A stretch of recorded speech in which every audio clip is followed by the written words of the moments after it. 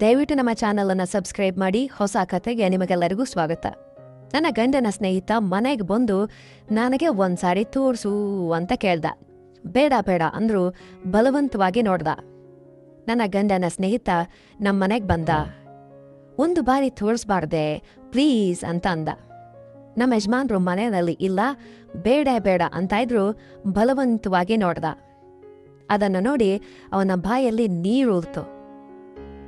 ನನ್ನ ಗಂಡ ನೋಡಿದ್ರೆ ಚೆನ್ನಾಗಿರೋದಿಲ್ಲ, ಹೋಗು ಅಂತಂದೆ. ಆದರೂ ಸರಿ ಹೋಗದೆ ಬಲವಂತವಾಗಿ ನೋಡ್ದ. ಹಾಯ್ ಫ್ರೆಂಡ್ಸ್, ಎಲ್ಲರಿಗೂ ನಮಸ್ಕಾರ. ನಾನೊಂದು ಹೊಸ ಕಥೆಯೊಂದಿಗೆ ನಿಮ್ಮ ಮುಂದೆ ಬರ್ತಾ ಇದ್ದೇನೆ. ಈ ಕಥೆಯನ್ನ ನೀವು ಕೊನೆಯವರೆಗೂ ನೋಡಿ ತುಂಬಾ ಅಂದರೆ ತುಂಬ ಎಂಜಾಯ್ ಮಾಡ್ತೀರಿ. ಹಾಗೆ ನಮ್ಮ ಚಾನಲನ್ನು ದಯವಿಟ್ಟು ಸಬ್ಸ್ಕ್ರೈಬ್ ಮಾಡ್ಕೊಳ್ಳಿ, ಲೈಕ್ ಮಾಡಿ, ಶೇರ್ ಮಾಡಿ. ನಿಮ್ಮ ಒಂದು ಸಪೋರ್ಟ್ ನಮಗೆ ತುಂಬ ಇಂಪಾರ್ಟೆಂಟ್. ನನ್ನ ಹೆಸರು ಕಾವ್ಯ. ನಾನು ಹೌಸ್ ವೈಫ್, ಮನೆಯಲ್ಲೇ ಇರ್ತೇನೆ. ನನ್ನ ಗಂಡ ಕೆಲಸ ಮಾಡ್ತಾರೆ. ಅವರಿಗೆ ತುಂಬ ಜನ ಸ್ನೇಹಿತರಿದ್ದಾರೆ. ಆದರೆ ಒಬ್ಬ ಸ್ನೇಹಿತ ನಮಗೆ ತುಂಬ ಕ್ಲೋಸ್ ಆಗಿದ್ದಾನೆ. ನಮ್ಮೊಂದಿಗೆ ಫ್ಯಾಮಿಲಿ ಫ್ರೆಂಡ್ ಥರ ಇರ್ತಾನೆ. ಅವನ ಹೆಸರು ಪ್ರೀತಮ್. ತುಂಬ ಸಲ ನಮ್ಮ ಮನೆಗೆ ಬಂದಿದ್ದಾನೆ. ಆದರೆ ಒಂದು ದಿನ ನನ್ನ ಗಂಡ ಇಲ್ಲದೇ ಇದ್ದಾಗ ಮನೆಗೆ ಬಂದ. ಅವನು ಕೂಡ ನನ್ನ ಗಂಡನ ಜೊತೆಯಲ್ಲೇ ಕೆಲಸ ಮಾಡ್ತಾನೆ. ಆ ದಿನ ನಮ್ಮ ಮನೆಯವರು ಕೆಲಸಕ್ಕೆ ಹೋಗಿದ್ರು. ಆದರೆ ಅವನು ಮಾತ್ರ ಕೆಲಸಕ್ಕೆ ರಜೆ ಹಾಕಿ ನಮ್ಮ ಮನೆಗೆ ಬಂದಿದ್ದ. ನಾನು ಕ್ಯಾಶುವಲ್ ಆಗಿ ಬಂದಿದ್ದಾನೆ ಬಿಡು ಅಂತ ಅನ್ಕೊಂಡೆ. ಆದರೆ ಹೀಗೆ ಮಾಡ್ತಾನೆ ಅಂಥೇಳಿ ನಾನು ಕನಸು ಮನಸ್ಸಿನಲ್ಲೂ ಅನ್ಕೊಂಡಿರ್ಲಿಲ್ಲ, ನಾನು ಊಹಿಸಿರ್ಲಿಲ್ಲ. ಯಾಕಂದ್ರೆ ಪ್ರೀತಮ್ ನನಗೆ ತುಂಬ ಕಾಲದಿಂದ ಗೊತ್ತು. ಆದ್ರಿಂದ ನನಗೆ ಏನೂ ಅನ್ಸಿರ್ಲಿಲ್ಲ.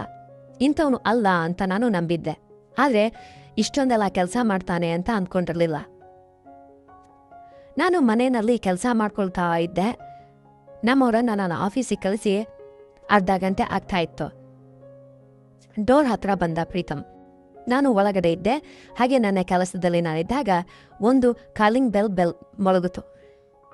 ಅಬ್ಬಾ, ಈಗ ಯಾರಾಗಿರ್ತಾರೆ ಅಂತ ನಾನು ಅನ್ಕೊಂಡೆ. ಅವನೆಲ್ಲ ಪಕ್ಕಕ್ಕಿಟ್ಟು ಒಳಗಿಂದ ಹೊರಗೆ ಬಂದು ಬಾಗಿಲನ್ನ ಓಪನ್ ಮಾಡಿದೆ. ಓಪನ್ ಮಾಡಿ ನೋಡೋಷ್ಟರಲ್ಲಿ ಹೊರಗಡೆ ಪ್ರೀತಮ್ ನನಗೆ ಪರಿಚಯ ಮುಂಚೆ ಇರೋದ್ರಿಂದ ಪ್ರೀತಮ್ ಬಾ ಒಳಗಡೆ ಅಂತಂದೆ.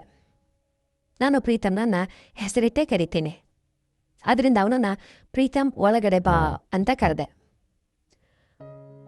ಪ್ರೀತಮ್ ಒಳಗಡೆ ಬಂದು ಕೂತ್ಕೊಂಡ. ಬಾ ಪ್ರೀತಮ್ ಕೂತ್ಕೊಂಡೆ. ಒಳಗಡೆ ಬಂದು ಕೂತ. ಇರು ಪ್ರೀತಮ್, ಈಗಲೇ ಬರ್ತೇನೆ ಅಂಥೇಳಿ, ಎಲ್ಲ ಕೆಲಸ ಅಲ್ಲೇ ಇದೆ ಅಂಥೇಳಿ ನಾನು ಒಳಗಡೆ ಹೋದೆ. ಅವನು ಆ ಕಡೆ ಕೂತು ಪೇಪರನ್ನ ನೋಡ್ತಾ ಇದ್ದ. ಪ್ರೀತಮ್ ನನಗೆ ಒಳಗಿನ ಕೆಲಸ ಕಂಪ್ಲೀಟ್ ಆಗೋವರೆಗೂ ಪಾಪ ಹೊರಗಡೆ ಒಬ್ಬನೇ ಕೂತಿದ್ದ. ನನ್ನ ಕೆಲಸ ಅರ್ಧಂಬರ್ಧ ಅಲ್ಲೇ ಬಿಟ್ಟಿದ್ದೆ. ನಾನು ಆ ಕೆಲಸವನ್ನ ಕಂಪ್ಲೀಟ್ ಮಾಡಿಕೊಂಡು ಹೊರಗೆ ಬರೋಷ್ಟರಲ್ಲಿ ಸುಮಾರು ಒಂದು 15 ನಿಮಿಷ ಆಯಿತು. ಹಾಲ್ಗೆ ಬಂದು, ಅಯ್ಯೋ ಪ್ರೀತಮ್, ನೀನೊಬ್ಬನೇ ಇಲ್ಲಿ ಕೂರಿಸಿ ನಾನು ಕೆಲಸದಲ್ಲಿ ಮುಳುಗಿ ಹೋಗ್ಬಿಟ್ಟೆ ಅಂತಂದೆ.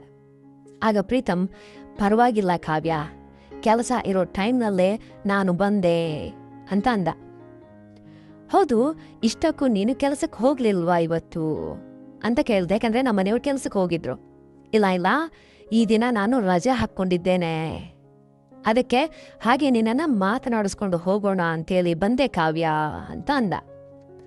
ದೊಡ್ಡಿದ್ ಜೋಕಪ್ಪ ಇದು ಅಂತ ನಾನು ನಗ್ತಾ ಇದ್ದೀನಿ ನೋಡು ಅಂತಂತಂದೆ. ಅವನೊಂದ, ಇಲ್ಲ ನಾನು ಜೋಕ್ ಮಾಡ್ತಾ ಇಲ್ಲ, ನಿಜ ಹೇಳ್ತಾ ಇದ್ದೀನಿ. ನಿನಗೆ ಜೋಕ್ ಮಾಡ್ತಾ ಇರೋ ಥರ ಅನ್ನಿಸ್ತಾ ಇದೆಯಾ ಕಾವ್ಯ ಅಂತಂದ. ಮತ್ತೆ ಇಲ್ಲದಿದ್ರೆ ನಿನ್ನನ್ನು ಮಾತಾಡಿಸ್ಬೇಕು ಅಂತ ಬಂದೆ ಅಂತೀಯಲ್ಲ ಅಂತ ಕೆಲಸ ನನ್ನ ಹತ್ರ ಏನಿದೆ? ಹೌದು, ಆಗಲೇ ಟಿಫಿನ್ ಮಾಡಿ ಮನೆಯಲ್ಲೇ ಕೂತ್ರೆ ಬೋರ್ ಹೊಡಿಯುತ್ತೆ ಅಂಥೇಳಿ ನಾನು ಬಂದೆ ಅಂತಂದ. ಇಲ್ಲದಿದ್ರೆ ಇನ್ನು ಎಲ್ಗಾರ ಹೋಗ್ತಾ ಇದ್ದೆ ಅಲ್ವಾ, ನಿನ್ನನ್ನು ಮಾತಾಡಿಸ್ಬೇಕು ಅಂತ ಇಷ್ಟೊಂದು ದೂರ ಬಂದೆ ಅಂತ ಅಂದ. ನಿನ್ನ ಗಂಡ ಡ್ಯೂಟಿಗೆ ಹೋದಂತಿದ್ದಾರೆ ಅಲ್ವಾ? ಅವ್ನು ನನಗೆ ಹೋಗ್ಬೇಕಾದ್ರೆ ಫೋನ್ ಮಾಡ್ದ, ಬರ್ತಾ ಇದ್ಯಾ ಅಂತ. ಇಲ್ಲ, ನಾನು ಈ ದಿನ ರಜೆ ಹಾಕ್ಕೊಂಡಿದ್ದೇನೆ ಅಂತ. ಯಾಕಂದ್ರೆ ಬೇರೆ ಕೆಲಸ ಇದೆ ಅಂತ ನಾನು ನಿನ್ನ ಗಂಡನಿಗೆ ಹೇಳ್ದೆ ಅಂತ. ನನಗೂ ಹೇಳ ಅವ್ರದ್ದು ಕೆಲ್ಸವಾ ಅಂತ ಕೇಳ್ದ. ನಿನ್ನ ಗಂಡ ಹಾಗೆ ಕೇಳಿದ ತಕ್ಷಣ ಎಲ್ಲವನ್ನೂ ಹೇಳ್ಬಿಡ್ತಾರ? ನಿನಗೆ ನನಗೆ ಕೆಲವೊಂದು ಸೀಕ್ರೆಟ್ಸ್ ಇರುತ್ತೆ ಕಣೋ ಅಂತ ಹೇಳ್ದೆ. ಪ್ರೀತಮ್ ಅವನ ಮಾತನ್ನ ಕೇಳಿ ನಾನು ಸ್ವಲ್ಪ ನಕ್ಕೆ. ಸರಿ ಬಿಡು, ನಿಮ್ಮ ಗೆಳೆಯರ ಹರಟೆ ನನಗೆ ಯಾಕೆ, ನಿಮ್ಮಿಬ್ಬರ ಸೀಕ್ರೆಟ್ಸ್ ನನಗೆ ಯಾಕೆ ಬಿಡು ಅಂತ ಹೇಳ್ದೆ. ಆಗ ಪ್ರೀತಮ್ ಕೂಡ ಸರಿ ಬಿಡು, ಆದರೆ ನೀನು ಆಗಲೇ ಒಳಗಡೆ ಏನು ಮಾಡ್ತಾ ಇದ್ದೆ, ಅಷ್ಟೊಂದು ಬ್ಯುಸಿಯಾಗಿ ಏನು ಕೆಲಸ ಮಾಡ್ತಾ ಇದ್ದೆ ಕಾವ್ಯ ಅಂತಂದ. ಅವ್ರು ಹೋಗಿದ್ದು ಈಗ ತಾನೆ ಅಲ್ವಾ, ಇನ್ನೂ ತುಂಬ ಕೆಲಸಗಳಿದ್ದಾವೆ, ಇನ್ನು ಮನೆ ಕೆಲಸಗಳು ಮುಗಿದಿಲ್ಲ ಅಂತ ಹೇಳ್ದೆ. ಮತ್ತೆ ಈಗಲೇ ಕಂಪ್ಲೀಟ್ ಮಾಡ್ಕೊಂಡಿದ್ಯಾ ಅಲ್ವಾ ಅಂತಂದ. ಎಲ್ಲ ಕೆಲಸ ಮುಗಿಸ್ಕೊಂಡಿದ್ಯಾ ಅಲ್ವಾ ಅಂತಂದ. ಇನ್ನೂ ಇದ್ದಾವೆ, ಆದರೆ ನೀನು ಬಂದಿಯಲ್ಲ ಅದಕ್ಕೆ ಅವುಗಳನ್ನು ಪೋಸ್ಟ್ಪಾನ್ ಮಾಡ್ಕೊಂಡೆ, ಇಲ್ದಿದ್ರೆ ನೀನು ಹೊರಟು ಹೋಗ್ತೀಯಲ್ವಾ ಅಂತ. ಪರವಾಗಿಲ್ಲ ಕಾವ್ಯ, ನೀನು ಮಾಡ್ಕೊಳ್ತೇನೆ ಅಂದರೆ ಮಾಡ್ಕೋ, ನೀನು ಮಾಡ್ಕೊಳ್ತೇನೆ ಅಂದರೆ ನಾನು ಹೀಗೆ ಕೂತಿರ್ತೇನೆ, ನೀನೆಲ್ಲ ಕೆಲಸವನ್ನು ಮುಗಿಸ್ಕೋ ಅಂತ ಹೇಳ್ದ ಅವನು. ಆಮೇಲೆ ಮಾಡ್ಕೊಳ್ತೀನಿ ಬಿಡೋ, ಈಗಾಗಲೇ ನಿನ್ನನ್ನು 15 ನಿಮಿಷಗಳ ಕಾಲ ಒಬ್ಬನನ್ನೇ ಕೂರಿಸ್ಬಿಟ್ಟಿದ್ದೀನಿ, ನೀನು ಒಬ್ಬನೇ ಕೂತಿದ್ದೆ, ನೀನು ಕೂಡ ಫೀಲ್ ಆಗ್ತೀಯಾ ಅಂಥೇಳಿ ನಾನು ಬಂದೆ ಅಂತ ಹೇಳ್ದೆ. ಅಂದರೆ ನಾನು ಫೀಲ್ ಆಗ್ತೀನಿ ಅಂತ ಮಾತ್ರ ನೀನು ಒಳಗಡೆ ಬಂದೆ, ಅಂದರೆ ಒಳಗಡೆಯಿಂದ ಬಂದೆ ಅಂದರ್ಥ ಅಂತಂದ. ಸರಿ ಬಿಡು, ನಿನ್ನ ಮಾತುಗಳಿಗೆ ಏನಂತೆ, ಇರು ನಾನು ಈಗಲೇ ಬರ್ತೇನೆ, ಒಳಗಡೆ ಹೋಗಿ ಕಾಫಿ ತರ್ತೇನೆ, ಓಕೆನಾ ಅಂತಂದೆ. ಆಗ ಅವನು ಓಕೆ ನನಗೆ ಕಾಫಿ ಅಂದರೆ ಬಹಳ ಇಷ್ಟ, ತುಂಬ ಇಷ್ಟ ಕಾಫಿ ಅಂದರೆ ಅಲ್ವಾ, ತಗೊಂಡು ಬಾ ಅಂತ ಅಂದ. ನಾನು ಒಳಗಡೆ ಹೋಗಿ ಹಾಲನ್ನು ಬಿಸಿ ಮಾಡಿಕೊಂಡು ಕಾಫಿ ಕಲಿಸ್ಕೊಂಡು ತಗೊಂಡು ಹಾಲ್ಗೆ ಬಂದೆ. ಈ ಕತೆ ತುಂಬ ಇಂಟ್ರೆಸ್ಟಿಂಗ್ ಆಗಿದೆ, ದಯವಿಟ್ಟು ಪೂರ್ತಿ ನೋಡಿ, ಚಾನಲನ್ನು ಸಬ್ಸ್ಕ್ರೈಬ್ ಮಾಡಿ. ಮತ್ತೆ ಇಬ್ರು ಎದುರು ಬುದ್ರು ಸೋಫಾ ಮೇಲೆ ಕೂತ್ಕೊಂಡು ಕಾಫಿ ಕುಡಿತಾ ತುಂಬ ಹೊತ್ತು ಮಾತನಾಡ್ಕೊಂಡ್ವಿ. ಆಗ ಮತ್ತೆ ಶುರುವಾಯ್ತು ನೋಡಿ ಅಸಲಿ ಕತೆ. ಮಾತಾಡ್ತಾ ನನ್ನನ್ನು ಏನೋ ಕೇಳಬೇಕು ಅಂತಂದ. ಹೇಳು ಪ್ರೀತಮ್ ಅಂತಂದೆ ನಾನು. ನಾನು ಕೇಳಿದ್ಮೇಲೆ ನೀನು ಇಲ್ಲ ಅನ್ಬಾರ್ದು ಕಾವ್ಯ ಅಂತಂದ. ಸರಿ, ಮೊದಲು ಹೇಳು, ಇಲ್ಲ ಅನ್ಬೇಕಾ, ಹೌದನ್ಬೇಕಾ ಅಥವಾ ಓಕೆ ಅಂತ ಹೇಳ್ಬೇಕಾ ಅಂತ ಅನ್ನೋದನ್ನು ನಾನು ಆಮೇಲೆ ಡಿಸೈಡ್ ಮಾಡ್ತೇನೆ, ನೀನು ಮೊದಲು ಏನನ್ನ ನೋಡಬೇಕು ಹೇಳು ಅಂದೆ. ಮೊದಲು ನೀನಂತೂ ಏನು ಕೇಳಬೇಕು ಅಂದ್ಕೊಂಡಿದ್ಯೋ ಅದನ್ನು ನನ್ನನ್ನು ನೇರವಾಗಿ ಕೇಳು, ತಪ್ಪೇ ಇಲ್ಲ, you can ask anything to me ಅಂತ ಹೇಳ್ದೆ. ಆಗ ಅವನು ಮುಜುಗರ ಪಡ್ತಾ ಇದ್ದ. ಪ್ರೀತಮ್ಗೆ ಇನ್ನೂ ಮದುವೆ ಆಗಿರಲಿಲ್ಲ. ಅವನಿಗೆ ಮದುವೆ ಮಾಡಬೇಕು ಅಂಥೇಳಿ ಪ್ರೀತಮ್ನ ಪೋಷಕರು, ಅವರ ಪೇರೆಂಟ್ಸು ತುಂಬ ಹಂಬಲಿಸ್ತಾ ಇದ್ರು. ಪ್ರೀತಮ್ಗೆ ಕೂಡ ಮದುವೆ ಮಾಡ್ಕೊಳ್ಬೇಕು ಅನ್ನೋ ಹಂಬಲ ಹೆಚ್ಚಾಗಿಯೇ ಇತ್ತು. ನಮ್ಮ ಮದುವೆಯಾಗಿ 3 ವರ್ಷ ಆಗಿತ್ತು. ಅಂದಿನಿಂದ ನೋಡ್ತಾ ಇದ್ದಾರೆ. ಪ್ರೀತಮ್ಗೆ ಮದುವೆ ಮಾಡಬೇಕು ಅಂದರೆ ಎಲ್ಲೂ ಸೆಟ್ ಆಗ್ತಾ ಇಲ್ಲ. ಅದೇ ಸಮಯದಲ್ಲಿ ಪ್ರೀತಮ್ ನನ್ನನ್ನು ಕೇಳ್ತೇನೆ ಅಂದಿದ್ದು ಏನಂತ ಗೊತ್ತಾ, ಕಾವ್ಯ ಒಂದು ಬಾರಿ ಪ್ಲೀಸ್ ಅದನ್ನು ತೋರಿಸ್ತೀಯಾ, ನನಗೆ ನೋಡಬೇಕು, ತುಂಬ ಆಸೆಯಾಗಿದೆ ಅಂತ ಅಂದ. ಅದು ಅಂದರೆ ಏನು ಪ್ರೀತಮ್, ಏನು ತೋರಿಸ್ಬೇಕು ಅಂತ ಗಟ್ಟಿಯಾಗಿ ಕೇಳಿದೆ ನಾನು. ಅದೇ ಇಷ್ಟರವರೆಗೆ ನಾನು ನೋಡಿಲ್ವಲ್ಲ, ಅದನ್ನು ಒಂದೇ ಒಂದು ಬಾರಿ ಪ್ಲೀಸ್ ತೋರಿಸು. ಏನು ಪ್ರೀತಮ್, ಹುಚ್ಚಾಗಿದ್ಯಾ ನಿಂಗೆ, ಹುಚ್ಚಿಡ್ತಿದ್ಯಾ ನಿನಗೆ ಅಂದೆ. ಅದೇನು ಕಾವ್ಯ, ಆಗಲೇ ಹೇಳಿದ್ನೆಲ್ಲ ನೀನು ಇಲ್ಲ ಅನ್ಬಾರ್ದು ಅಂತ, ಮತ್ತೆ ಹೀಗೆ ಮಾತಾಡ್ತಾ ಇದೆಯಾ ಅಂದ. ಮೊದಲು ನೀನು ಕೋಪ ಮಾಡ್ಕೊಳ್ಳೋದನ್ನ ನಿಲ್ಲಿಸು, ನಾನು ಕೇಳಿದ ವಿಷಯ ನೋಡು ಕಾವ್ಯ. ಪ್ರೀತಮ್ ಮುಂಚೆ ಹೇಳ್ತಾ ಇದ್ದೀನಿ, ನೀನು ಸ್ವಲ್ಪ ಹೊತ್ತು ಇರ್ತೇನೆ ಅಂತಂದರೆ ಇರು ಇಲ್ಲಿ, ಆದರೆ ಇಂಥ ಹುಚ್ಚುಚ್ಚು ವಿಚಾರಗಳನ್ನು ನನ್ನನ್ನು ಕೇಳಿ ಇರುಸು ಮುರುಸು ಮಾಡಬೇಡ ಅಂತಂದೆ. ಅದೇನು ಕಾವ್ಯ ಹಾಗಂತ್ಯಾ, ಒಂದೇ ಬಾರಿ ತೋರಿಸು ನೋಡೋಗ್ಬಿಡ್ತೇನೆ ಅಂತಂದ. ನಾನು ಏನನ್ನೋ ತೋರಿಸೋದಿಲ್ಲ, ನೀನು ಬಾಯಿಯನ್ನು ಮುಚ್ಕೊಂಡು ಇರು ಫಸ್ಟು ಅಂದೆ. ಆದರೂ ಕೇಳ್ದೇನೆ ನನ್ನನ್ನು ಬಲವಂತ ಮಾಡ್ತಾನೇ ಇದ್ದ. ಅವನು ಎಷ್ಟು ಬಲವಂತ ಮಾಡಿದ್ರೂ ನಾನು ತೋರಿಸೋದಿಲ್ಲ ಅಂಥೇಳಿ ಗಟ್ಟಿಯಾಗಿ ಹೇಳ್ತಾ ಇದ್ದೇನೆ. ಅಯ್ಯೋ, ನನಗಿರುವ ಈ ಸಣ್ಣ ಕೋರಿಕೆಯನ್ನು ಕೂಡ ತೀರಿಸಲಾರ್ದಿಯಾ ಕಾವ್ಯ? ಇಷ್ಟೇನಾ ನನ್ನ ಮೇಲೆ ಇರೋ ನಂಬಿಕೆ, ಪ್ರೀತಿ, ನನ್ನ ಮೇಲೆ ಇರೋ ರೆಸ್ಪೆಕ್ಟ್, ನನ್ನ ಮೇಲೆ ಇರೋ ಫ್ರೆಂಡ್ಶಿಪ್, ಇಷ್ಟೇನಾ? ತೋರಿಸೋದಿಲ್ವಾ? ನಾನು ನಿನ್ನ ಗಂಡ ಇದ್ದಾಗ, ಅವನು ಇರುವಾಗ ನಿನ್ನನ್ನು ಏನೂ ಕೇಳೋದಕ್ಕೆ ಸಾಧ್ಯ ಇಲ್ಲ. ಅದಕ್ಕೆ ಈಗ ನೀನು ತೋರಿಸ್ತೀಯಾ ಅನ್ನೋ ಆಸೆಯಿಂದ ಕೆಲಸಕ್ಕೆ ರಜೆ ಹಾಕ್ಕೊಂಡು ಮತ್ತೆ ಬಂದಿದ್ದೀನಿ. ಆದರೂ ನೀನು ಹೀಗೆ ಹಠ ಮಾಡ್ತಾ ಇದ್ಯಾ, ಎಷ್ಟು ಕೇಳಿದ್ರೂ ತೋರಿಸ್ತಾ ಇಲ್ಲ ಅಂತ ಹಠ ಮಾಡ್ತಾ ಇದ್ಯಾ. ಯಾರು ಇಲ್ದಿದ್ರಾಗ ಮಾತ್ರ ಸಾಧ್ಯವಾಗುತ್ತೆ ಅಂತ ಅಲ್ವಾ, ಅದಕ್ಕೆ ನಾನು ಬಂದೆ ಅಂದ. ಅಂದರೆ ನೀನು ಬೇಕಂತಲೇ ಪಕ್ಕ ಪ್ಲಾನ್ ಮಾಡಿಕೊಂಡು ನನ್ನ ಹತ್ರ ಬಂದಿದ್ಯಾ ಅಂದರ್ಥ. ಇದು ಏನು ಚೆನ್ನಾಗಿಲ್ಲ ಪ್ರೀತಮ್, ದಯವಿಟ್ಟು ಇನ್ನೇನು ಮಾತಾಡಬೇಡ, ನೀನು ನನಗೆ ಏನು ಹೇಳಬೇಡ. ನನಗೆ ತುಂಬ ಕೆಲಸ ಇದೆ ಅಂಥೇಳಿ ನಾನು ಒಳಗಡೆ ಹೋಗ್ಬಿಟ್ಟೆ. ಅದೇನ್ ಕಾವ್ಯ ಹಾಗೆ ಮಾತಾಡ್ದೆ ಹೋಗ್ತಾ ಇದ್ಯಾ ಅಂತ ನನ್ನ ಹಿಂದೆನೇ ಬಂದ ಅವನು.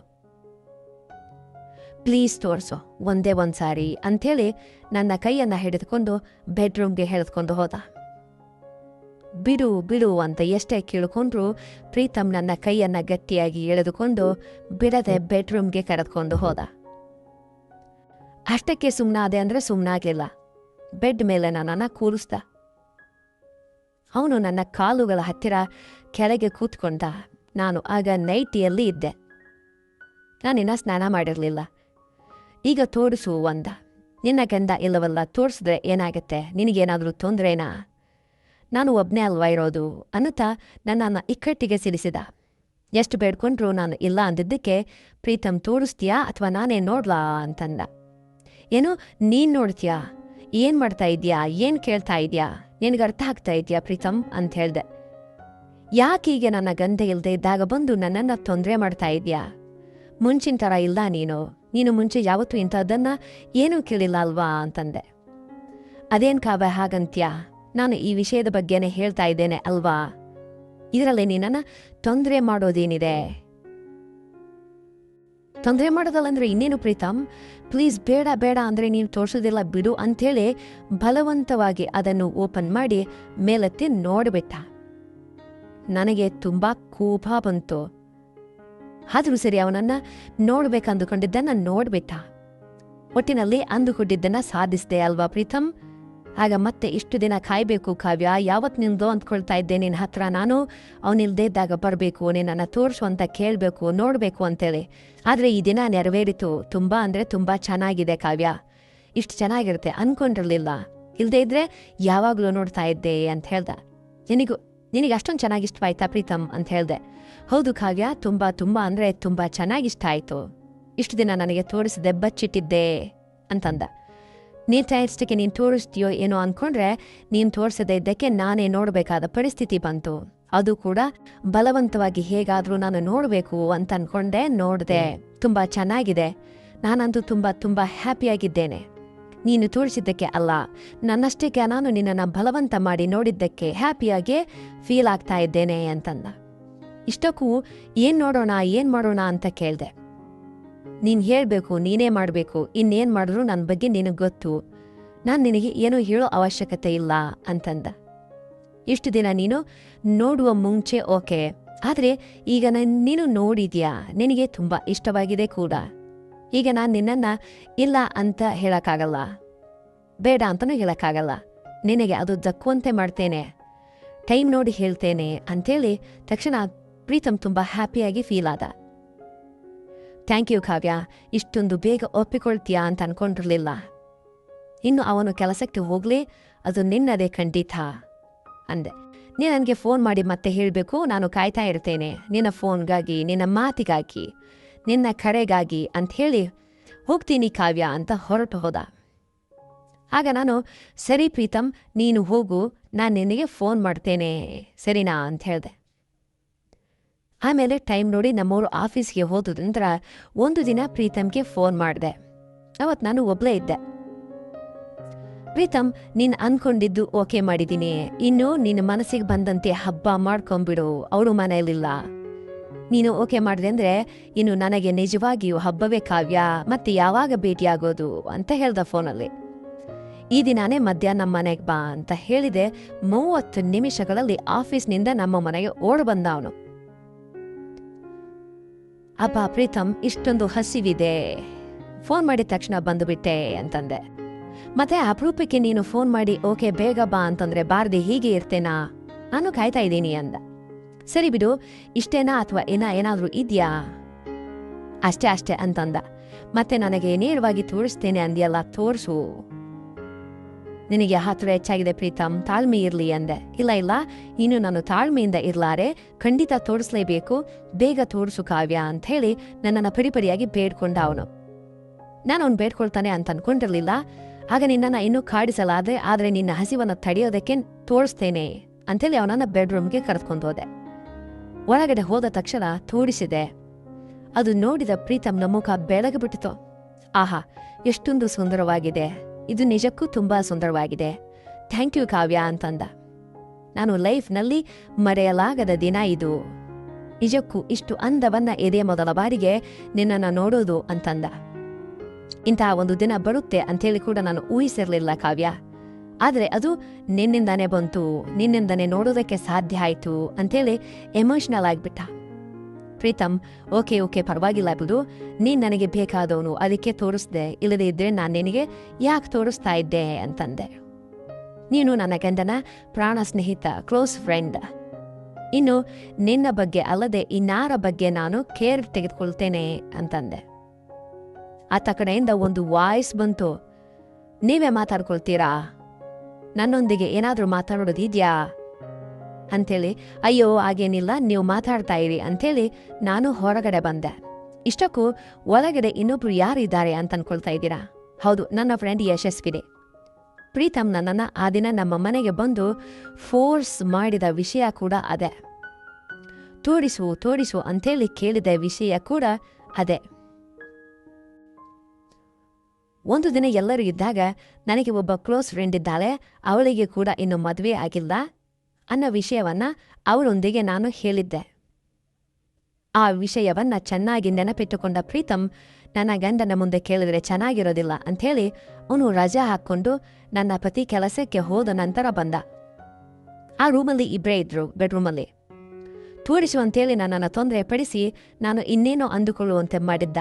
ಸ್ವಲ್ಪ ಸಮಯದವರೆಗೂ ನನಗೆ ಅರ್ಥವಾಗಿರಲಿಲ್ಲ ಅವನು ಏನು ಕೇಳ್ತಾ ಇದ್ದಾನೆ ಅಂಥೇಳಿ. ಆದರೆ ತಾನಾಗಿಯೇ ಬಲವಂತವಾಗಿ ನೋಡುವವರೆಗೂ ನನಗೂ ತಿಳಿದಿರಲಿಲ್ಲ. ನಾನು ತೋರಿಸೋದಿಲ್ಲ ಅಂತಂದ್ರೂ ಬೇರೆಯಾಗಿ ಅರ್ಥ ಮಾಡ್ಕೊಂಡ ಅವನು ಬಲವಂತವಾಗಿ ನೋಡ್ದ. ಬೀರು ಓಪನ್ ಮಾಡಿ ಅದನ್ನ ಮೇಲೆ ಎತ್ತಿ ಮತ್ತೆ ನೋಡ್ದ. ಅದೇ ಅಲ್ಮಾರಿ ಡೋರ್ ಮೇಲೆತ್ತಿ ಅದರಲ್ಲಿರುವ ಫೋಟೋ ಆಲ್ಬಮ್ ತೆಗೆದು ನೋಡಿದ್ದ. ಅದನ್ನ ಅಂದೆ, ಅಷ್ಟು ಚೆನ್ನಾಗಿ ಇಷ್ಟವಾಯ್ತಾ ಅಂಥೇಳಿ. ಆ ಫೋಟೋ ನೋಡಿದ ತಕ್ಷಣ ಪ್ರೀತಮ್ಗೆ ಯಶಸ್ವಿನಿ ತುಂಬಾ ಇಷ್ಟವಾಯ್ತು. ಹೇಗಾದ್ರೂ ನೀನೇ ಓಕೆ ಮಾಡಿಸ್ಬೇಕು ಅಂಥೇಳಿ ರಿಕ್ವೆಸ್ಟ್ ಮಾಡಿ ಆ ದಿನ ಹೊರಟು ಹೋದ. ನಾನು ಖಂಡಿತ ಓಕೆ ಮಾಡ್ತೇನೆ ಅಂತೇಳಿ ಒಂದು ದಿನ ನನ್ನ ಫ್ರೆಂಡ್ ಜೊತೆ ಮಾತನಾಡಿದೆ. ಅವಳು ಕೂಡ ಒಪ್ಪಿಕೊಳ್ಳೋದ್ರಿಂದ ಮನೆಗೆ ಕರೆದಿದ್ದೆ. ಆದ್ದರಿಂದ ಪ್ರೀತಮ್ಗೆ ಫೋನ್ ಮಾಡಿ ತೋರಿಸ್ತೇನೆ ಬಾ ಅಂದ ತಕ್ಷಣ ಅವನು ಓಡೋಡಿ ನಮ್ಮ ಮನೆಗೆ ಬಂದ್ಬಿಟ್ಟ. ಹಾಗೆ ನೋಡೋದಕ್ಕೆ ಬಂದ ಪ್ರೀತಮ್ ಬೆಡ್ರೂಮ್ನಲ್ಲಿ ಇಬ್ಬರು ತುಂಬಾ ಹೊತ್ತು ಯಶಸ್ವಿಯೊಂದಿಗೆ ಮಾತನಾಡಿಕೊಂಡ. ಒಬ್ಬರ ಬಗ್ಗೆ ಒಬ್ಬರು ಚೆನ್ನಾಗಿ ತಿಳಿದುಕೊಂಡ್ರು, ಮನಸ್ಸು ಬಿಚ್ಚಿ ಮಾತಾಡಿದ್ರು, ಒಬ್ಬರ ವಿಷಯಗಳನ್ನ ಒಬ್ಬರ ಶೇರ್ ಮಾಡಿಕೊಂಡ್ರು. ಅದೇ ದಿನ ಸಾಯಂಕಾಲ ರಾತ್ರಿ ನಡೆದಿದ್ದನ್ನೆಲ್ಲ ನನ್ನ ಗಂಡನೊಂದಿಗೆ ಹೇಳಿದೆ. ಹೀಗೆ ನನ್ನ ಫ್ರೆಂಡನ್ನ ಪ್ರೀತಮ್ ಇಷ್ಟಪಟ್ಟಿದ್ದಾನೆ. ಅವಳೊಂದಿಗೆ ನಾನು ಮಾತಾಡಿ ಓಕೆ ಮಾಡಿಸ್ದೆ. ಇನ್ನು ಮುಂದಿರೋದು ಅವರ ಮದುವೆ. ಇದೆಲ್ಲ ಓಕೆ ಆದ್ರೆ ನಿನಗೆ ಹೇಳಬೇಕು ಅಂತ ಅನ್ಕೊಂಡೆ, ಅದಕ್ಕೆ ಹೇಳಿಲ್ಲ ಅಂಥೇಳಿ ನನ್ನ ಗಂಡನಿಗೆ ಹೇಳಿದೆ. ಅವರು ಕೂಡ ವೆರಿ ಗುಡ್, ಅವನಿಗೂ ಒಳ್ಳೇದು ಮಾಡಿದೆ, ಇನ್ನು ಅವನನ್ನ ಒಂದು ಮನೆಯ ಅಂತ ನಾನಾಗೇಂದ್ರ ಸಂಸಾರಸ್ಥನಾಗ ಮಾಡಿದೆ ಅಂತ ಹೇಳಿದ್ರು. ಹಾಗೆ ಪ್ರೀತಮ್ ನನ್ನ ಹತ್ತಿರ ಬಂದು ಬಲವಂತವಾಗಿ ಬೇಡ ಅಂದ್ರು ತೋರಿಸು ಅಂದಂದ. ಅವನು ನೋಡ್ಬೇಕು ಅಂತ ಅನ್ಕೊಂಡಿದ್ದನ್ನ ಸಾಧಿಸಿದ, ಮದುವೆ ಮಾಡಿಕೊಂಡು ಒಬ್ಬ ಸಂಸಾರಸ್ಥನಾದ. ಪ್ರೀತಮ್ ನಾನು ಮಾಡಿದ ಕೆಲಸಕ್ಕೆ ನನ್ನೊಂದಿಗೆ ಯಾವಾಗಲೂ ಕೃತಜ್ಞತೆಯಿಂದಲೇ ಇರ್ತಾನೆ. ಈ ವಿಡಿಯೋವರೆಗೂ ಕೊನೆಯವರೆಗೂ ನೋಡಿದ ಪ್ರತಿಯೊಬ್ಬರಿಗೂ ಧನ್ಯವಾದಗಳು. ದಯವಿಟ್ಟು ನಮ್ಮ ಚಾನಲ್ ಅನ್ನು ಸಬ್ಸ್ಕ್ರೈಬ್ ಮಾಡಿ, ಲೈಕ್ ಮಾಡಿ, ಶೇರ್ ಮಾಡಿ. Thank you.